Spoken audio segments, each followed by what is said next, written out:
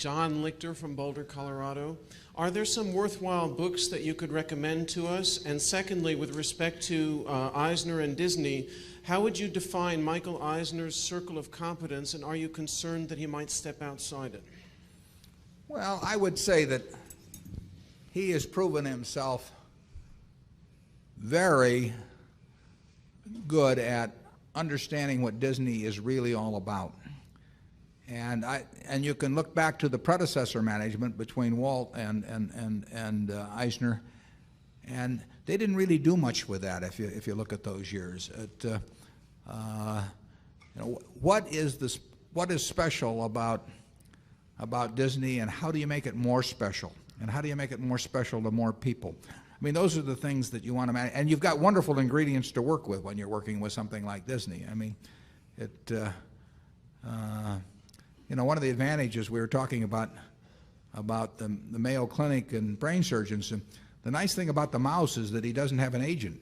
I mean, the mouse is yours, and he's not in there renegotiating and every week or every month and saying, just look at how much more famous I've become in China, or something. So if you own the mouse, you own the mouse. And Eisner understands all of that very well. I would say he's been very skillful in terms of how he's thought about it. I worry about any manager. It has nothing to do with Michael Eisner, but Charlie and I worry about ourselves in terms of getting out of our circle of competence, and we've done it.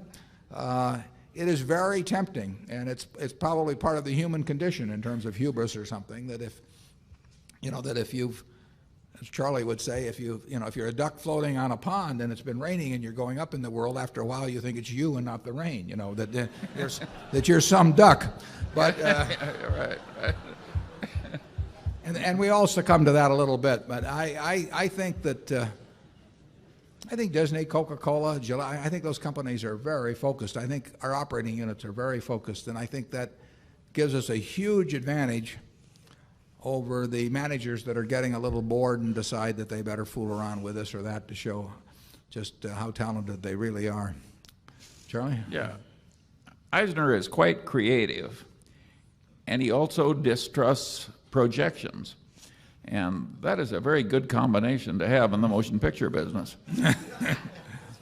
Yeah, Charlie was a lawyer for, 20th century in the old days? Yeah, and he saw a little bit of how Hollywood operated, and it kept us out of buying any motion picture stocks for about 30 years. Every time I go near one, he'd regale me with a few stories of the past. So it's a business where people can trade other people's money for their own significance in their world, and that is a dangerous combination where if I can buy significance in my world with your money, there's no telling what I'll do. Part of the business reminds me of an oil company in California, and it was controlled by one individual, and people used to say about it, if they ever do find any oil, that old man will steal it. And the motion picture business, it's only about half of it that has normal commercial morals. Mm-hmm. No, we're not applying that to Disney. No. Disney is really Disney's done an extraordinary job for the shareholders, and they make real money out of movies. Most movie companies they've made money for everybody associated with it, but not a lot is stuck to the shareholders. Zone 2. Well, the books. Charlie, what are you reading these days?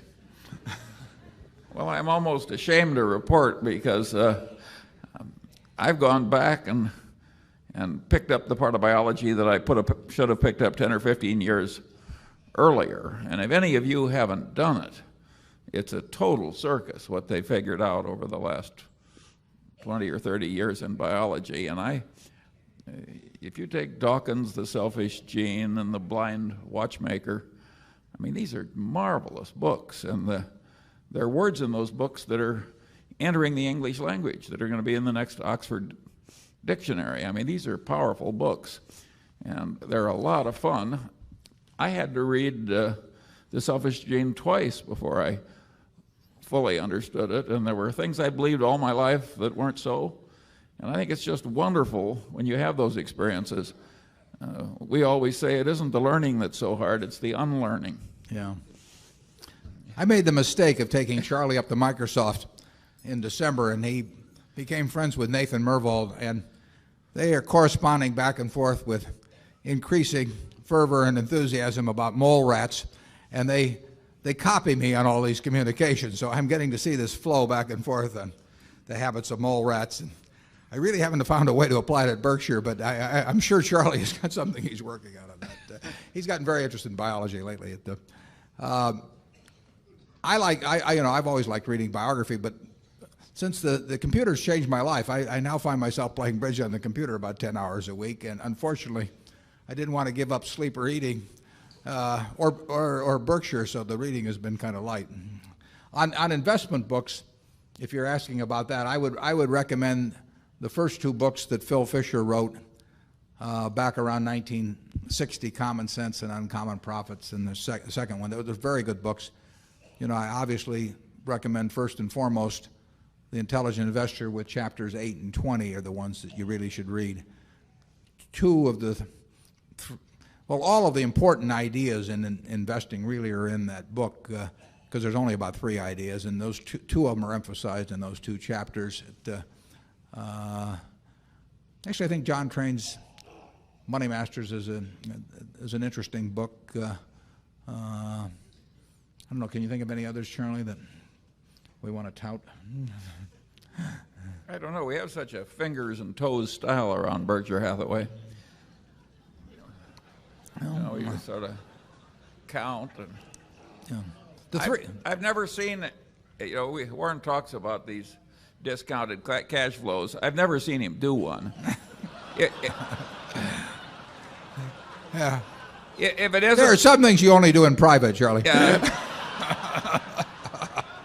If it isn't perfect obvious that it's going to work out well if you do the calculation, he tends to go on to the next idea. Yeah, it's sort of it is true. You don't if you have to actually do it with pencil and paper, it's too close to think about. I mean, it ought to just kind of scream at you that you've got this huge margin of safety. I mentioned the 3 ideas. The 3 ideas I should elaborate on. One is that think of investing as owning a business and not buying something that wiggles around in price. And the second one is your attitude, which ties in with that, the attitude toward the market. That's covered in chapter 8. And if you have the proper attitude toward market movements, it's an enormous help in securities. And the final chapter is on the margin of safety, which means don't try and drive a 9,800-pound truck over a bridge that says capacity 10,000 pounds, but go down the road a little bit and find one that says capacity 15,000 pounds.